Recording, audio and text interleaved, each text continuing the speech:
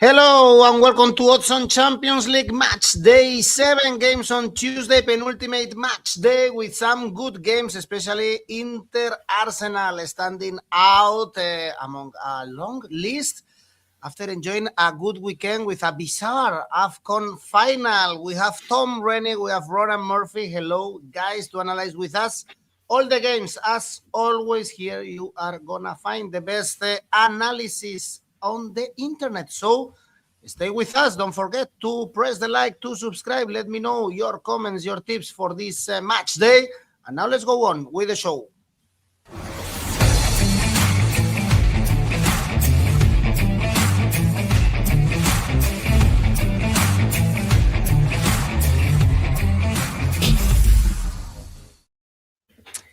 And we take a long flight for the first game. Early kickoff, Kairat Almaty Bruges, this time in Astana. Once again, I like to check the weather forecast for this country, and it's minus 15 there. But as you know, they are going to play indoors. Still, it's going to be an odd atmosphere because we saw an odd atmosphere in the last home game against Olympiacos. The home crowd didn't like to move the city, but you cannot play with such a cold weather. They've been really poor in this Champions League. So I guess we have to take a look at Bruges to win, Tom, although also Bruges only 4 points. Their only win came at home.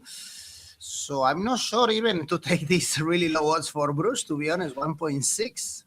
Yeah, it's a shame you started a program on a really exciting Champions League week with a fixture I do not care about in any way. I'm struggling to even muster up the energy to answer this question, frankly. These are two teams that will not be playing Champions League football in a couple of weeks from now. These are two teams that have offered almost nothing in the competition to this point. Kairat Almaty, in this world of Champions League football, which has been totally created by, essentially Real Madrid and Paris Saint-Germain and the English giant clubs as well, they're like the charity case. They're almost like the club where it's like, oh, no, it's not. The new format is not about making more money for Real Madrid. Look, we have Kairat Almaty here. Great stuff. I hope they made some money. I'm sure they made less than everybody else, but they don't have a team strong enough to compete in this competition. They've been pretty woeful all the way through, which is, no great disrespect for them. They don't really belong here. 4 goals scored, 1 draw across the piece. Look, maybe they can give Club Brugge a game. Maybe because of the condition they can give Club Brugge a game. I don't know. I don't expect so. All you can do here is bet on a Club Brugge win and hope it comes off, right? I think that if you look at Brugge's recent form, they've been conceding goals, lost last couple of games, not 1 in 3, but they do score lots of goals. They have a really good record in front of goal this season. So I think you look at Club Brugge or Club Brugge to win it, scoring at least 2 goals. If you fancy a consolation from Kairat, you can look at both teams to score at double your money. 2-1 is 8, which I quite like, but it has to be a comfortable Bruges win. Otherwise, avoid.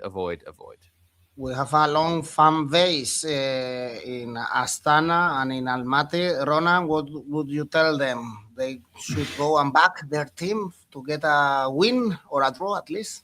Oh, a massive win. This could be a 6-0 home win. No, like Tom says, no, this is not a match that I doubt many neutrals will be tuning into, because these are two teams who have not scored a lot of goals so far in the competition. These are two teams who have not put in good performances so far in the competition. Kairat haven't won any of their last 12 group or league phase games in European competition.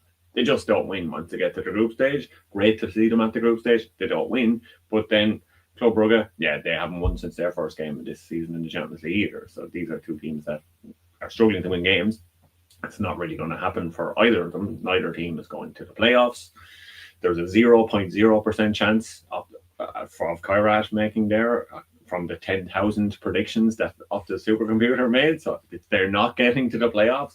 Brugge, on the other hand, 24.7% chance, but that's all tied to a win here, obviously. But then they'd have to win their next game too. You imagine or even at least pick up a point. So it's probably not going to happen either. I think this could be a terrible game. Brugge, they have no goalkeepers for this one. Their second choice goalkeeper, because Mingwe is out for the season. He got injured at the weekend, so they're going to have to turn to their third choice goalkeeper, Danny van den Heuvel. He's going to start in goal. Who's he? Who knows? Who knows who any of these players are? who knows what the point is in tuning into this match. So Brugge have only 8 goals scored. Kairat only 4 goals scored. The smart bet is looking at total goals under 3.5 at 155. So I'm going to go a bit more than even that because I think there could be fewer than 3 goals. So I'm going to go for total goals under 3 for this one. And that, if there is exactly 3 goals, make sure you get your money back. That's all. Well, let's try to find better games. I'm sure we will. Bodo Glimt Man City is the next one. Only 3 points, 3 draws for Bodo Glimt. As we all know, also the competition is stopped in Norway. And, well, they were able to get a draw against Dortmund. At home, they are decent. They were decent also, especially in Europa League or in Conference. In Champions League, of course, there is a gulf of quality in artificial grass still. But I guess also Man City, after getting so many draws and struggling in the Premier League, Ronan, they should go here and win, although they looked bad recently. What is going on also with Man City? We have to say that we won them, Tom, in our show. Be careful with the Manchester Derby. And yeah, they are losing the tail of Arsenal in the Premier League, Ronan. Yeah, I think they just need to go out and spend another 500 million in the transfer market. I think that's what needs to be done, because like, looking at that lineup they played against Manchester United, you're looking at the defenders and you're like Kushinov, and then there was a lot of kids in the defence, and you're like, they've really spent 72 billion on players, and this is what they've ended up with. It was starting from Manchester Derby, so you kind of wonder what is going on at Manchester City, but at the same time they are playing Bodo Glimt. Have you checked the weather for Bodo? Because I know you're a fan of checking the weather. Yeah, and it's always cold enough in Astana. a difficult place to go, as we say, which means that Bodo, maybe they could get on the score sheet. I think that could be one to look at here, because they've scored in every single game in the Champions League phase this season, apart from the match against Monaco. So no matter who they're playing, home or away, they seem to get a goal. So Bodo over half a goal, I like at 145. Just to score in this match, because Man City, as we know, they're playing kind of a very makeshift back defence. They look terrible at times, but at the end of the day, they're still Man City. They are true to the playoffs. They can't be eliminated from the playoffs. It's not going to happen. They're at least going to be unseeded in the playoffs, even if the rules go against them. But that is very unlikely still. So Man City are probably going to win this, secure their top 8 position, secure their progress. Both teams to score, yes, ties into Bodo scoring a goal. That's 157. But Man City and both teams to score, yes, is 238. Well, they need to win here. Then they have Galatasaray at home to secure a top 8, so they avoid playing a playoff as they did last year. Tom, what is happening with this Man City? Well, I think the weekend was dreadful. It was maybe the worst performance I've seen from Man City that I can recall. Certainly for a couple of seasons, they've not been amazing seasons as well. The way they set up was insane. The high line on the halfway was metaphorically suicidal for the entire game, and the fact they never dropped deeper. It's fine if you've got total control of the ball in central midfield. They did not have that, and Guardiola didn't read that in the game and make any changes to it. And Man U were very good in behind, and he just did not fix it. And I'm not exaggerating when I say, and we'll talk about it in the Premier League show later in the week, Man U could have won that 8-0. They could have won that 8-0. It was an absolute walloping of Man City. And so the defence, Ronan said it, they were awful. 𝐿𝐵𝐼 is not good enough to play in the Premier League right now. 𝐶𝐿𝐵𝐼 has never been good enough to play in the Premier League. I didn't get moving ACCA left back, considering the centre-halves were young and not good enough, and Guardiola tried to fix that during the game, but it was already over at that point. Weird time to rest Matheus Nunes, considering he'd played every minute of every game. I didn't really understand that. And Rodri doesn't look anywhere near his former self, and so to not play Nico Gonzalez in the game, considering Rodri's lack of fitness and form was weird. So all sorts of weird issues. Bad defensively, but bad offensively as well. Haaland touched the ball like 4 times. And one of them was when I think Ahmad gave him the ball in the opening 20 minutes and they sort of fluffed a chance. Beyond that, there was nothing. The best bit about City this season has been the link-up play between Ryan Cherki and Tijuani Reinders. That's been the best bit of everything Man City have done. And they go into this game and don't play them. Couldn't understand it. Didn't understand any of it against Man United, and they rightly got the walloping they deserved. But look, Bodo Glimt go in the same category as Club Brugge for me. They've given more of a fist of it in the Champions League than Club Brugge, and they've given a few teams a bloody nose at home, but have found ways to lose all of those games.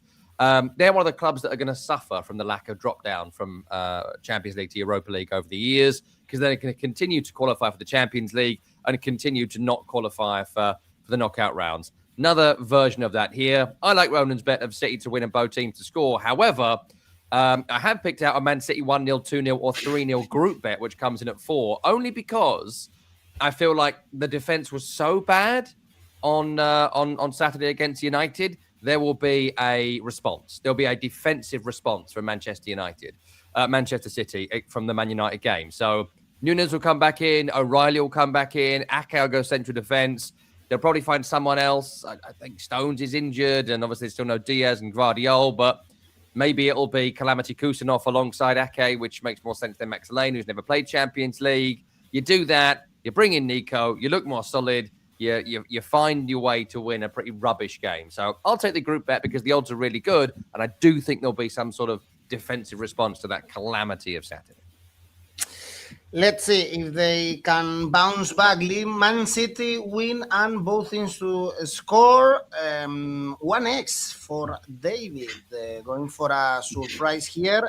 It's -4. It's going to be -4 in Bodo, and it's open play, so it's going to be chilly. At least City, at least 1.5 goals. Pathfinder is telling us City to score 2-1, 3-1. Or 4-1. And let's see if they are able to win in this artificial grass. And we stay in the cold Copenhagen. Napoli, this one is much more interesting, in my opinion. They are both level on points with 7, so options and the urge to win this game for both sides if they want to go to the playoffs. But here we have Napoli as big favorites, 1.9, but they have been really poor when they are traveling in Europe. We saw them especially in Eindhoven, 6-2, but also in Lisbon against Benfica. Also in the Serie A recently, they are struggling a little bit with 3 draws and just beat Sassuolo 1-0 at the weekend. So, Tom, I don't think this is going to be easy peasy for Napoli, because also this Parken Stadium, both with the national team and with Copenhagen, is an atmosphere there that is not easy to win. It's a nasty game. Nasty game for Napoli, and a must-win game for Napoli as well, considering where they both sit in the table right now, on the cusp, the precipice of being eliminated from the competition. If you lose this, you go into that final round, and you don't know what happens there with kind of a one-game shootout.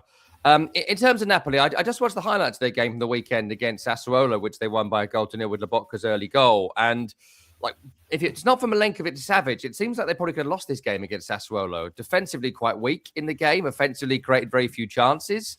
I need to have a further write-up on the game. But like, I have watched a few recent Napoli games where they're continuing to... They're in that stodgy bit. That stodgy bit that tends to happen with Antonio Conte sides, where there's very little sort of tactical changes. You know exactly what they're going to do every week, and you need someone to do something inspirational. And right now, no one's really doing something inspirational. Scott McTominay recently had a nice brace in the game, but beyond that, there's no one really creating. There's no one really on amazing form. They maybe needed like a Kevin De Bruyne style player at this point. At this point, it would have made sense to have him as opposed to start of the season where they shunted their best player, McTominay, out of position to accommodate. Now is when maybe it would have been good to have waited and bring him in. But anyway, that's where we are. I think that beyond McTominay, beyond Rasmus Højlund, no one's really in great form right now for Napoli. And there is a fear about the way they are playing, which requires some star power, which they currently don't have. And Copenhagen can absolutely land a glove in this game. When we see them in the Champions League this year, 𝐿𝐵𝐵𝐴's been quite good. They've looked like a high-intensity team. They've looked like they've taken advantage of the conditions on multiple occasions. Of course, we've seen them pick up some big scalps in this competition and the Europa in recent years. So there's every chance that Copenhagen are able to win this one, but just feel like it's going to be a horrible, ugly one goal in it, just like we saw for Napoli against Sassuolo at the weekend. And so I would take the Napoli victory in a relatively low-scoring game. So I'd probably look at under 1.5, under 2.5 and Napoli win it. But again, I just feel like it's going to finish 1-0 to Napoli. So you can take that up front to avoid just going correct score, do the group bet of 1-0, 2-0, 3-0. It's not going to be 3-0, but you throw them together. You could easily see a late second comes in at 3.25. You pick a scorer. There's two players, go 𝐿𝐴𝐴 or Højlund. I'd take Højlund at 2.75, but 𝐿𝐴𝐴's the same odds. So that's what I'd be looking at. Tight game for Pathfinder. Would you agree also, Ronan? You see Napoli struggling here in the Parken? Yeah, I think a lot of teams go to the Park, and I'm sure I've obviously seen Ireland so many times against Denmark in recent years. Every group for the Nations League, for European qualifying, World Cup qualifying, we just seem to get Denmark. If we beat the Czech Republic in the first leg of the playoff or the semi-final of the playoffs for the World Cup, we'll have Denmark in the final most likely. Yeah, so it's every time we just play Ireland, just play Denmark on a cycle. So yeah, I know what it's like to go to the Park, and it is a difficult place to go, but Napoli, this is such a big game in their season. This is probably the biggest game in the Champions League for them so far, because they kind of have to win this one, because like Tom said, they are on that precipice of the chance of going out. They do have a 78.1% chance of making the playoffs, but they need to win this one because they have Chelsea in their final game, so that one is not going to be easy. There's an expected points that Opta also give out in the Champions League. That's 10.3, so they're to get the 3 points here and 0.3 then in the match against Chelsea, I think. So they have the only good thing, I think, for Napoli at the moment. I know Tom has said that they're kind of struggling or no one's really standing out. They are kind of keeping clean sheets and keeping the score low in matches. So they're 8 games unbeaten in all competitions. They've had 5 clean sheets in that time. So they are very good, kind of usually at the back. Copenhagen are not a team themselves known for scoring lots of goals.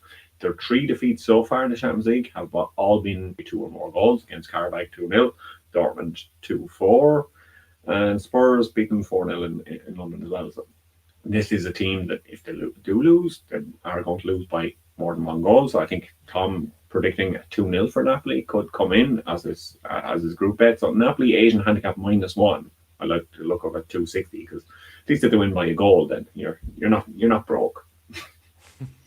Well, Onur, Napoli is so poor offensively. Copenhagen should win this well with, 𝐿𝐴𝐴 usually shows up in big nights, and this is a big night, although, Conte in Europe is not that reliable with his teams, and we saw Napoli's really poor performances against Benfica and PSV. Let's see if they are able to win here. The best game we have on Tuesday, I would say, in the whole Champions League this week is Inter-Arsenal. Inter 6 in the standings, 12 points. They started really good this Champions League, but they lost to Liverpool. They lost to Atletico Madrid. It's true also that they had a very easy opposition in the first games. And in the Serie A, they are top in the Serie A, but they are dull. They are unimpressive. Probably they win the title, the domestic title, because the other teams are not competing that well. But we have a problem with Inter in the big games. They have won none of them this season, including the 2 that I mentioned in the Champions League, including the derby, including the game with Napoli recently or at the Maradona. And this is a big game also for Inter in the standings, Ronan, because if they lose, they might lose also their spot in the top 8. And Arsenal is another dull team, so I wouldn't expect many goals in San Siro. This is the 2 most boringly efficient teams in Europe. Is that what you're trying to say? These teams, they just bore you to, or bore themselves and each other to success. Yeah, there is a good chance Inter could fall out of the top 8, like you said, the 35% chance of making that. But they are going to make the playoffs, and Arsenal are guaranteed to make the playoffs. So Arsenal, they are giving them a 95.3% chance of coming first in the league phase. So. To win this one, that would kind of more or less secure that, you would imagine. And these are 2 teams that they're kind of struggling to lose matches at the moment. I know that like you said, they haven't been super effective or super impressive in some of those big games they've played, but they haven't necessarily lost them either. They're kind of getting draws here and there. So Inter, they're on an unbeaten run themselves. Arsenal's unbeaten run is massive now at the moment. So smart bet, the AI, the robots, is going for a double chance, 1-2 in this match. So a home or an away win at 135. So that's why I like to look at a draw at 353. I'm going to disagree with the robots. I think this one could be a draw. A draw would suit both teams, kind of. You think it wouldn't be too bad? No, I don't think anyone will come out of here disappointed. Both teams to score, yes, for these 2 teams has happened only 43% of the time for Inter and 42% of the time for for Arsenal, and in the Champions League it's even worse, 33% of the time for Inter and only 16% for Arsenal. It's only once so far in the Champions League, but Arsenal have scored twice or more in every Champions League game they've played so far. Liverpool are the only team Inter haven't scored against. So I'm going to go against all the statistics here and go for both teams to score yes at 176. Okay, I wouldn't be surprised, as Mom Spaghetti is telling us, if this is a goalless draw. I think it's the best game on paper, of course, because they are topping the Premier League and the Serie A, Tom, but I don't expect plenty of goals or a great show in San Siro. I half agree with Ronan and I half don't. It screams draw. It absolutely screams draw. This will be a risk-free, try and get through it, nick a goal if you can, sort of matchup. If Inter win it, it'll be because Lautaro Martinez has hit form and he's their best player. I think probably the best player in Serie A when he's at his absolute best, and we're seeing a nice run of form from him now. But it'll be a low block. It'll be uncreative. It'll be holding the ball, very little pressure from both teams' front men, because a draw is not a bad result for either, certainly a very good result for Arsenal. And Arsenal, oh, God, I hate watching them. I just hate watching them so much. They're ruthless and they score lots of corners. I mean, the Portsmouth game I watched in the FA Cup, where they scored 3 goals from corners in a 4-1 victory and struggled. And they take so little risks in games, and they've made everyone so functional. Even Ødegaard's not fun anymore. They're playing Madueke in front of Saka because Saka has been massively off form for the best part of a year. And Madueke adds a bit more kind of lightning pace to the team. But Madueke and Martinelli on either side, very blunt instruments. You know, they don't have that extra bit of class about them that maybe Ødegaard or Saka have. And also Victor Gyökeres. I mean, talk about flops of the season. Let's talk about him getting away from Murillo this weekend against Nottingham Forest and looking like he was running in Trika with a caravan on his back. Like, that's not good enough, I'm afraid. I really thought he was going to do well. And maybe my frustration in him is the frustration in myself for thinking they'd cracked it. I thought that was the right striker for the right team at the right time. But even in behind with the defence playing high, as Forest occasionally did this weekend, he still couldn't do it. He just can't get around the pitch. There's bits where he can't control the ball. I mean, they're going to look better when Kai Havertz is fit.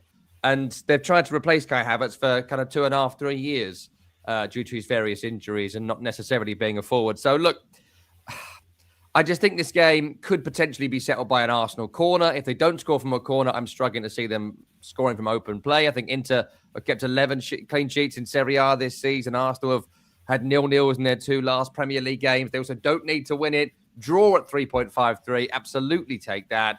0-0 is 10. I just think that's worth a punt. You can find some groups of 0-0 and 1-1 that come in around 4, 4.5. But 0-0 at 10, that is worth a punt. If you're going to go for a winner, take Arsenal in the under. Arsenal under 2.5 goals is 4. Either 0-0 or, say it with me, 80s football fans, 1-0 to the Arsenal. Indeed, Gabriel to score had been a really good bet. Steve is telling us Arsenal should have gotten 𝐿-Nesyri as their striker. 𝐿-Nesyri? 𝐿-Nesyri. Who? Okay. From Morocco? Huh? The Moroccan striker 𝐿-Nesyri? No? Who? 𝐿-Nesyri is gone a long time ago. Maybe 7 years ago, maybe. Exactly, yeah. I hate watching Inter. David is adding more hatred to this show. Does anyone like football? Do any of you like football? On paper, it's a good game, but probably indeed it's going to be very, very boring. Go for the draw or the under. Smart bet is going first half. Inter to win at halftime is smart bet telling us perhaps we see more goals in Olympiacos Bayer Leverkusen.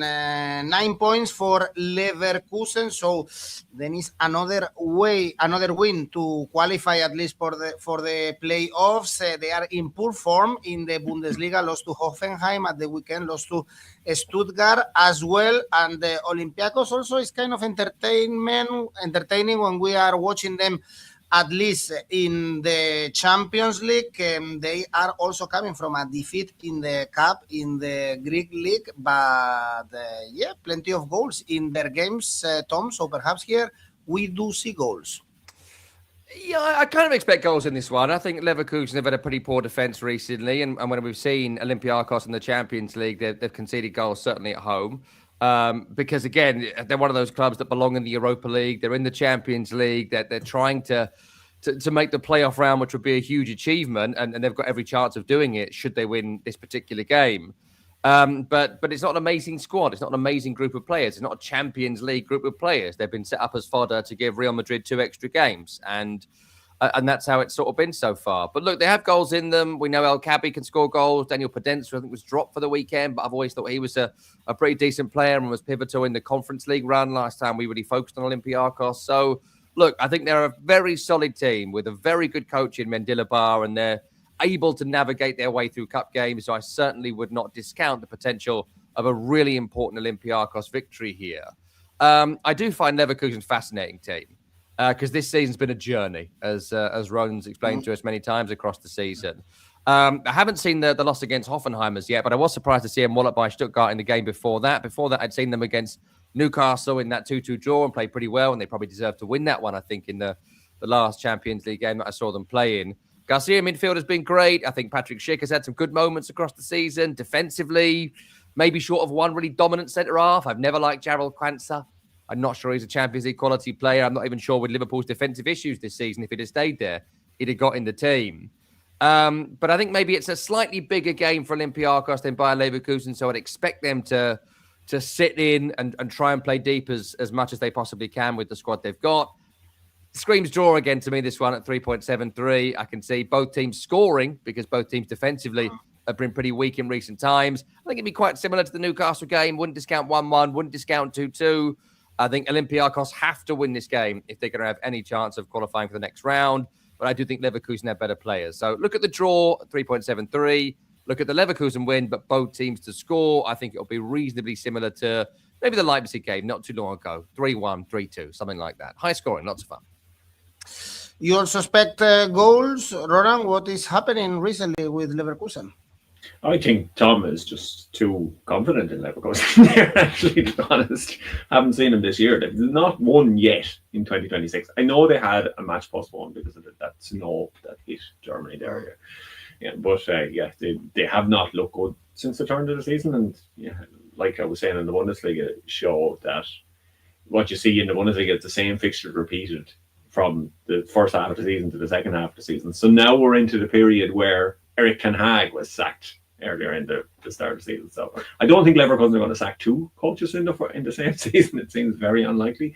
But yeah, it has not been a great start to 2026 for Morten Schonland. But he obviously can turn things around, and Leverkusen, they do have a better squad than Olympiacos. Tom was saying that Olympiacos are not a Champions League team, and I don't think this Bayer Leverkusen team are either. I don't think the squad that qualified for the Champions League last season, yeah, that was a Champions League caliber squad. The squad this season seems more like a Europa League kind of caliber squad, and then that's what we're going to see, maybe a Europa League sort of fixture from this one, and hopefully that will give us goals. But these teams haven't been scoring loads of goals in the Champions League. Bayer Leverkusen have only scored 0.5 goals in the first half of matches and 1.2 in the second half of matches in the Champions League. Olympiacos are only averaging 0.7 goals in the second half of games in the Champions League so far this season. So I think this is going to be a nervous enough game. I think Bayer Leverkusen, their better squad should help them in the second half of the match to maybe either come back from losing 1-0 or to win in the second half. So I'm going for Bayer Leverkusen to win the second half at 3. Under 2.5 goals is telling us the last comment, and some others were throwing the name of Grimaldo as anytime goal scorer since he's taken the free kicks for Leverkusen. Well, this is a very open game. If we check our smart bet tool, is going for full-time result Olympiacos 2.6, really, really high odds for this game. Next one at the Bernabeu, we have Real Madrid, Monaco. Oh my God, another dreadful game to watch, very likely, because we have Real Madrid and they are playing really poorly. Is the worst moment of the season for them, out of the cup, lost in the Super Cup against the rivals, 𝐴RBELOA. As a manager, no player is in good form. They struggle to beat Levante in a really bad atmosphere at the Bernabeu with the crowd whistling to everyone, basically, especially the players, and they need to win here to finish in the top 8. They are visiting Benfica. They are visiting Mourinho in the last game, and also important for Monaco. But Monaco are really, really bad domestically, especially they are doing way better this season in Europe than in Ligue 1. Ronan, boring game. I believe I wouldn't expect many goals here, actually. Yeah, I haven't gone for the goals market in this one. And who would have thought that Arbeloa would be a bad head coach for Real Madrid, having looked at the performances of the B team that he was managing before and how dreadful they were before he got the job. But maybe it's just a pathway to Real Madrid at the moment. It's people who played for Liverpool and Real Madrid. You are the next Real Madrid head coach. So Steve McManaman, stand by your phone. You could be calling it at any stage soon. Yeah, this one, I think it's going to be a pretty kind of tight game as well. I think it could be. And when there are tight games that Real Madrid are involved in, it's Kylian Mbappe who maybe might score the goals. So him as an anytime goal scorer is worth shot at 160 or 154 because he has so many goals in the Champions League already this season. So it just seems logical to go with Mbappe as an anytime goal scorer. But Real Madrid, they are overdue a penalty in the Champions League. I better say in the Champions League because they've had, obviously, Mbappe has scored 13 penalties in 26 league against or something like that, they were saying. But yeah, they got 3 penalties in the first 2 matches in the Champions League. They haven't scored a penalty since. So they're overdue a penalty. So I really like the look of Real Madrid to score a penalty at 354. Okay, I wouldn't be surprised also, Tom, to go for Asian handicap for Monaco, actually, +1 or something. I expect a really close game, nervy one. Look at you being a fan, being all miserable about Real Madrid. You wouldn't know a crisis if it bit you on the backside, would you, eh? Here's my theory about Real Madrid, Edu, which you might like. And I've been chatting to some people that know those that run Real Madrid, Florentino Perez and some other guys. And essentially, the plan is, as you know, Florentino Perez gets you the best players, and you go out and win because they're the best players.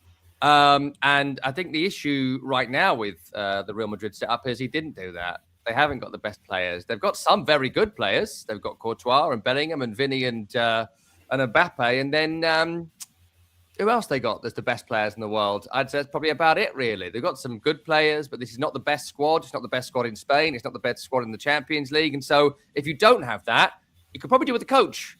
And they hired a coach, and they gave him a few months, and were like, no, we don't like this. We don't like this. Bye. We're going to bring failed West Ham right back 𝐬𝐴𝐵𝐿𝐴 in. And it's going rubbish. They were rubbish at the weekend. They were rubbish in the loss against 𝐵𝐴𝐵𝐺 in the Cup. And I think they'll probably be rubbish until Mbappe decides to lift them up on his back and win the game 3 or 4-0 every now and then. Could be this game. Could be this game because maybe there's finally some pressure on these Real Madrid players as opposed to blaming the coach for everything. It's players' club, right? So let's step up, players. Let's see that front three of Vinny and Mbappe and Rodrigo work that literally nobody thinks works together. Let's see it work. Come on, guys. You're the stars. Show us the old 𝐿𝐵𝐿𝐴𝐵𝐺 magic, boys. That's what I'm expecting to see because defensively they look pretty poor. Tony Rudiger is not the player he once was before his injury, that he had that imperious period before he got injured, and they haven't bought the quality of centre-half required. They haven't bought the star centre-halves required of Real Madrid. And those that have come in have also been kind of injured or out of form. Fede Valverde said a couple of days ago, I read it a couple of days ago anyway, I'm sure he's been saying it consistently, stop playing me right back. I'm not a right back. I don't want to fill in at right back. Stop doing that to me. I'm your best midfielder. I want to be your best midfielder.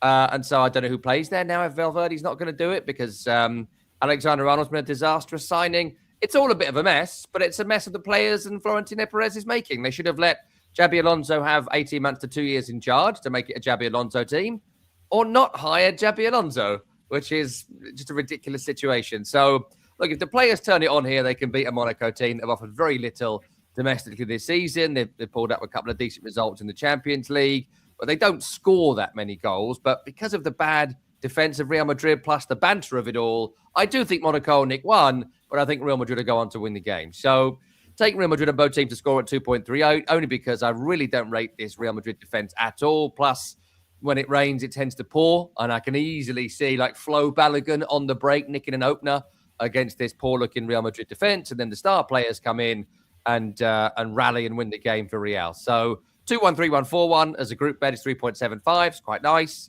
I do think both teams to score. Both score. No draw is 2.1. But yeah, no sympathy about Real Madrid for me, mate. Sorry. That midfield with 𝐿𝐵𝗋𝗀, 𝐵𝗂𝐵𝗋𝗀, Bellingham is just dreadful to watch. Monaco plus 1.5 at 2 is a gift. I also think these are really, really good odds. Sacking Alonso was a mistake. Correct score 2-1 for 𝐿𝐵𝗋𝗀. Let's take a look at our beautiful smart bet tool. Is going for corners is the first option. And then let's scroll down under 3.5 goals. So also a close game at the Bernabeu. Both teams are not working. Next one is another good game. This one, or better game, I would say. Sporting Lisbon. PSG, 10 points for Sporting, doing very good in the Champions League. Even the game against Bayern was very good. They were very competitive, but Bayern scored a couple of them just in 2 minutes. And at home, they beat Bruges, Marseille, and Kairat so far. And we have this PSG with so many games that sometimes they disconnect. Is normal, but we saw them at a pretty good level on Friday, especially for Dembélé, a player, because of the injuries, because of the amount of games, Tom, we haven't watched yet this season. But I guess, as is going to happen with so many players, it's time for Dembélé to start playing well again. Yeah, I saw a great piece about him a couple of days ago, which was he has the lowest floor but the highest ceiling of any player in Europe, which I thought was quite a nice way of putting it, because when he's bad, he looks so bad, like utterly unwatchable, can't make a 2-yard pass. But when he's good, I mean, we saw the goal he scored a couple of days ago on Friday. Like, he's so technically gifted that if you can get him on form and on a run, I think he's understandably often thought of as one of the best players in Europe. And look, they have a ludicrous array of attacking talents who have been a bit hit and miss this season. But when you got 𝐬𝐭𝐚𝐲 and 𝗀𝗵ście and all these guys who are able to link up together, and their work rate infamously when they get to the business of the Champions League is very, very good. Midfield is strong. Defense is packed with stars. The goalkeeper 𝗀𝗵ście has been fantastic this season. I think weirdly has been an upgrade in goal, which is weird to say considering the success of last season, but he's been really very good. They're very solid. They're very solid. They're not quite at their peak yet. They are able to drop a clanger, as we saw against Paris FC in the Cup last week or the week before. But look, if the star players are on form, they beat anybody in Europe. They beat anyone in France. And I think they're going to be too good for a Sporting team here who, I mean, I've not seen a great deal of them domestically this season, but in the Champions League this year, I wouldn't say I've been particularly impressed by them. I think that they are a team that have usually relied on young talents that are about to get sold, right? That's been the kind of model for a long, long time. They've got a 19-year-old and a 25-year-old in central midfield. I think they're lacking maybe a little bit of experience to navigate them through big games like this. And I just think with Dembélé on the form that he's in from Friday, I think that will continue through to this one. And they've scored lots of goals in the Champions League this season. What was the Leverkusen? Was it 7 or something like that? 7-2, if memory serves, from it was about 10 years ago, the last Champions League round, but they gave them a walloping. Yeah. So I think it'll be broadly similar here. I would look for a Paris Saint-Germain win at 1.83. Pick a couple of individuals out. For me, Dembélé at 2.2. And then the first under I like was 2.75, but for which is 3.5 as at least a 3-0 victory. At least 3-0 to PSG here. So find a way to look for at least 3-0. Wow. Easy win. 1.8 actually is kind of fine if you just go for PSG to win. As simple as that, Ronan. Yeah, I'm kind of thinking is it too late to change my ACCA in PSG after listening to Tom there, just to PSG win, because it seems like they're gonna romp home to a huge victory. And yeah, looking at the PSG, they're kind of, you imagine they're more or less true to the top 8. It's not going to be like last season where they had to be unseeded in the playoffs and then they faced Liverpool. And yeah, this was all how can you come first and then you get the best team in Europe in the next round or whatever. And then people were complaining about the new makeup of how the Champions League looks. But yeah, I think we're going to complain about that forever. So get used to it. Yeah, get used to it. PSG, they still have a 0.3% chance of finishing first, but they are guaranteed playoffs already. So yeah, it doesn't really matter what happens to PSG in the next couple of matches because they've seen from last season it doesn't really matter. The league phase doesn't really matter. So yeah, hopefully we can just have an entertaining match. Sporting, they are going to for their own sort of history here. They haven't never won 4 games in a row in a single Champions League at home in 4 home games in a row before, so they're hoping for that. And PSG's their history of going to Portugal, not great. The last 8 times they've gone to Portugal, they've lost 5 of those matches, but they have been excellent in other countries recently in the Champions League when they've travelled. They've won 7 of their last 9 away games in the Champions League. So yeah, this is a match that I'm thinking that there is going to be goals in, just like Tom. Over 2.5 goals in all competitions. It's happened 74% of the time for Sporting because most of their matches are in Portugal. So yeah, you would expect them to score 3 goals or more every game. And 58% of the time for PSG. PSG are averaging 3.2 goals per game themselves in the Champions League. So then I just have to look at total goals being over 3 is nearly 2 with 1.98. So I can't really look past that. There's just going to be goals. Yeah, PSG and goals could be a good idea. Luis Enrique already said this season that the goal is the Champions League, and he knows it doesn't really matter what happened in the first part of the season. Very likely they are going to win the league, and they are going to be fit when spring comes and the titles are on stake. But this time they are going to make it, probably in the top 8. Then... this game, Tottenham, Borussia Dortmund, so hard. This one to predict. Look at the odds, so high, it's impossible, untouchable. This Spurs at the moment, 2.75 for Tottenham to win. Tom, there was a miracle and your West Ham won the derby. I think Thomas Frank is still in charge for this game, but surprisingly in Europe they are doing much better. It's true that they had an easy fixture, but you have to win the games, and they won all the games at home, where they've been pitiful in the Premier League. In the Champions League they beat Slavia Prague, Copenhagen and Villarreal, and Dortmund are also not in their best, although they won at the weekend. This is a tough one, Ronan, to predict, in my opinion. Yeah, Spurs are a team that aren't winning. Dortmund are a team that aren't losing, but they're not winning too many either. So yeah, Dortmund no defeats in 7 somehow. I don't know. It feels like they've had frustrating and disappointing results, but they don't seem to be losing those matches. And these are 2 teams kind of locked in 11 points. And Spurs are 11th on 11 points. So it's a nice kind of symmetry there. But yeah, Dortmund, the supercomputer gives them a slightly better chance of making the top 8, 26.2% to Spurs 20%. So this one maybe could be a draw. I don't know. It's one of these matches where we just expect goals and think that there's going to be goals in it. Smart bet is going for here. It's given 5 stars to total goals over 2.5. I do like to look at that one at 184 because, as we know, Dortmund cannot defend. They never have been able to defend.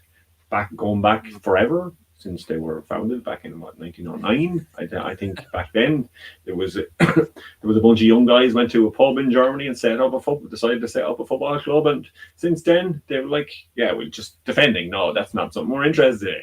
So Dortmund, they just don't defend. They just continue it.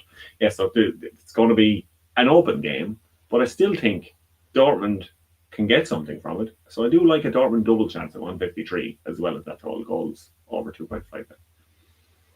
I will settle for both teams to score. Pathfinder, Tottenham, draw, no bet. Tom? This is gambling, right? We're doing gambling.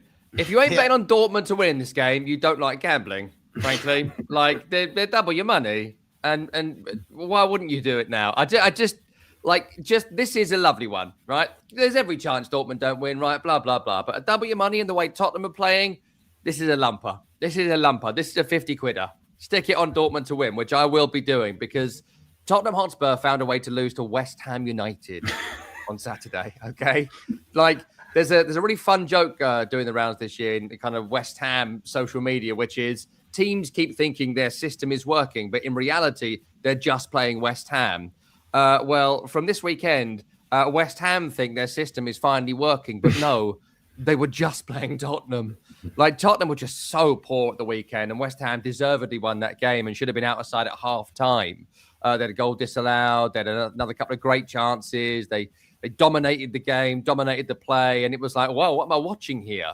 I'd really undervalued how bad Tottenham have been, because from the outside looking in, when you don't care about Tottenham, it looks fine. Like, not good, but it looks fine. The away form has been fine. The home form has not been great, but a couple of players missing, the loss of Maddison's massive, all that sort of stuff, and you can sort of let it go. But when you really watch them, and when you really get the vibe of the place, and I spoke to a couple of Spurs fans who went the weekend, and they were just like, it's unwatchable. It's sleepwalking into not relegation this season, but certainly into an abyss of a future. They sort of feel like they're in that bit of the Ghost of Christmas future where Scrooge is finding out he's dead in real time. Like, that's kind of what it is for Tottenham right now. And I'm not sure how they get out of it. I honestly don't know. The signing of Conor Gallagher is mental, because they've already got Archie Gray and Palhinha and 𝐸𝐵𝐸, and I think Papisar's still there, and Bentancur. They're all the same guy. And they've bought another one of the same sort of guy in. They need 𝐬𝐻𝐵, who they tried to sign. They need Paquetá, right? They need someone. I mean, he's crap, but, the idea of Paquetá, someone who can look forward and find a pass. And they've not bought that guy in. Xavi Simons ain't doing it. Oddspedia not doing it. Kolomuani's not doing it. Tell's taking a good corner, but he's not doing it. Kudus is injured. So loads of issues with Tottenham. Vicario's looked pretty awful. Made a couple of good saves against West Ham, but what's he doing at the corner that West Ham win the game from? I don't know. He's looked terrible from those. And the atmosphere is going to be savage. It's going to be horrendous if Dortmund score the first goal here. And like, to Ronan's point, there's every chance Tottenham are going to score a goal. There's every chance that they might for a moment feel like, oh, they're comfortable. But Dortmund are going to keep on coming forward. We know they can score goals from all over the field. They can score goals pretty much at any time. They can't defend, but they can continue to look forward. They're always looking up. They're always looking for through balls. They'll never give up in a game like this. And there's a lot in the balance. So I think it'd be quite fun. And I wouldn't be surprised to see Dortmund take an early lead and Dortmund score a late winner, a la the West Ham game from the weekend. So Dortmund win. You got to take it if you're a gambling person. Dortmund win both teams to score, 4.5. You got to take it. I don't discount the draw, but it would be draw and both teams to score. No way this finishes 0-0. It's just not going to finish 0-0. So loads of goals, loads of fun, and I'm predicting loads of misery for Spurs as well. Smart bet going for over 2.5 goals. It pays all right, actually. 1.78. Dortmund to score to 1-3-1 or 4-1. 𝐿𝐴𝐶𝐵𝐴, don't waste too much time on this sports team.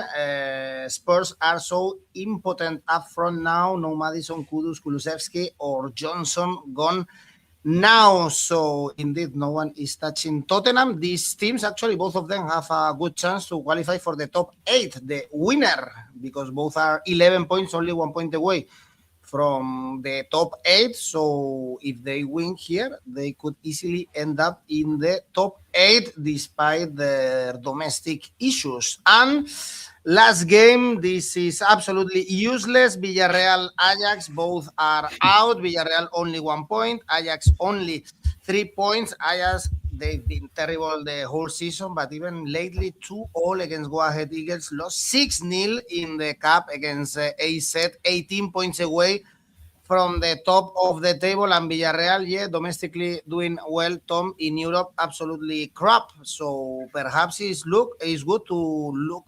I was going to say for Ajax, but I couldn't bet on any of these teams, to be honest. I mean, you'd be mad to bet on Ajax, considering just how poor they've been across the season, both Champions League and domestically. They're so bad, they let Troy Parrott score a hat-trick against them, eh? Are they hungry? Hey. Are they hungry? I'm just trying to liven it up at the end of the show. Look, they're all for Ajax, right? They're in this massive moment of flux where they've had this whole business model for years and years and years of selling players for big money, but no one's coming through. It's a poor squad of players. I'm not sure what you can possibly do with this. What they really need desperately is to qualify for the next round of the Champions League. They simply must be there for the finances that brings to continue to try and come back from wherever they are. But they look an awful team. And they're going to a Villarreal team that have not been particularly good in the Champions League this season either. But if you look at team for team, player for player, form for form, Villarreal being at home, you have to go for the home win if you're betting on this game. The odds are pretty awful because everyone kind of suspects it. For me, only because I watched some of the 𝐬𝐭𝐴𝐧 game, only because Irish people made me. I'm going off the back of that, and I'm going to say that it's going to be another thumping victory for Villarreal here. And you've got to look at the handicap market. Minus 1.5 is 2.25. Minus 2.5 is 4.33. If you're going to bet on this game, you've got to assume that everything clicks for Villarreal and they want to give their fans a show in the Champions League, which they've failed to do across the season. So look for a comfortable Villarreal win, but certainly a Villarreal win. They have no fans, Tom, so they don't really show to anyone anything. Ronan? Yeah, I'm going to disagree with all that. Just because Tom is trying to wind me up a 𝗀𝗏𝗏. Yeah, 𝗀𝗏𝗏. The same 𝗀𝗏𝗏 who scored 5 goals in 2 international games in November. That same 𝗀𝗏𝗏, including twice against Portugal, 3 against Hungary. Yeah, that same 𝗀𝗏𝗏. Yeah, I'd say Tottenham could do with someone like him. If only he had been on the books. Oh wait, he was. Yeah, they said he was the next Harry Kane. Well, no, yeah, he's now playing in the Netherlands. But Edu, introducing this game, he said both teams are out. That's a lie. Ajax have a 0.9% chance of making the playoffs. There you go. They still could get in. There's the slimmest of slimmest chances. Villarreal are 100% eliminated. They cannot get in.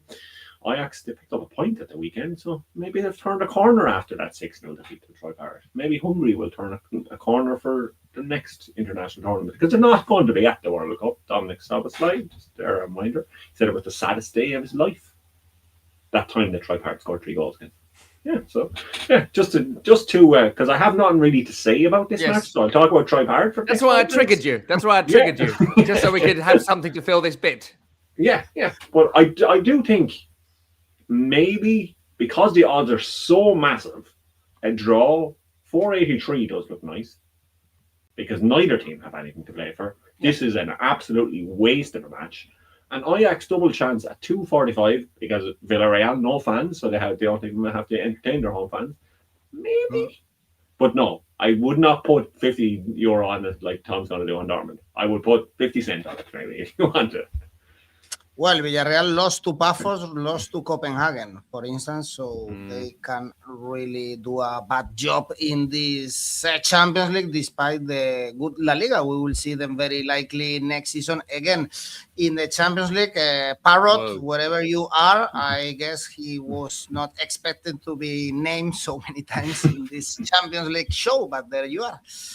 Is in our minds. Well, this is it. Both teams to lose in this. 𝐿𝐴𝐴𝐵, Villarreal handicap -1. Let's head to the safe bets and ACCAs, as someone else is saying. Just remind me to tell you that we have our tipster competitions going on before we say goodbye. So check them out, monthly, yearly ones, chance to win some money. You can go to our website and check them out, completely free to participate, so good chance to win some money, and also try out our tool Rivals, where you can create your own tipster competition.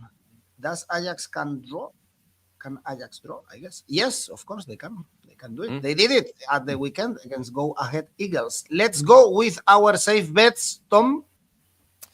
Safe bet for me is Manchester City. They'll learn the lessons from United and beat Bodo Glimt. Ronan? My safe bet, Edu might not agree, but my safe bet is Real Madrid to win. I wouldn't touch Arbeloa in my life. Not yet. And if Mbappe is not fit, even worse. And the ACCA, Ronan?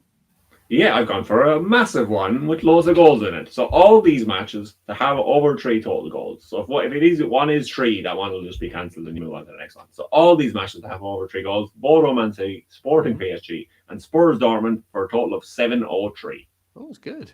I like that. Okay. Even if this is not the Bundesliga, Ronan expects goals. And Tom? Yeah, I'm just going for winners. I'm a bit more boring. Man City beat Bodo Glimt. That's my safe bet for this round. Paris Saint-Germain to win at Sporting, where I think they should win quite comfortably.